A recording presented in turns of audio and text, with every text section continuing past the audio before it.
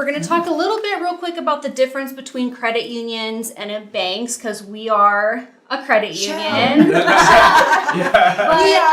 And you know, we do banking, but we have a lot of differences between your typical bank. So let's talk about some of the differences. Yeah. So there's a lot of, you know, big things. I think like one of the biggest things that comes to mind for me specifically is I think about a couple years back whenever everything was kind of moving towards that, where you could do the banking on your own, you know, like you walk into and you'd be able to do like with ATMs and things like that. Okay, you remember that, right? Kind of like the whole self-checkout world that's out there, right? So thankfully our board was like, well, that's not what our members want. And then so we were able to kind of change that direction and focus just on the members. So we keep a fully staffed branches. You know, you could walk in there and see 15 people sometimes, like, you know, if not more so. So I think those are the luxuries that come with like a credit union, where you just get that little bit extra push of service. Yeah, and it's so much more of a personal interaction, like getting to know that banker, that teller, you know, it's way different than dealing with a computer. Yeah, and you're going to have experts that are there and they're knowledgeable about the things you may have questions about, so that if you're not sure about,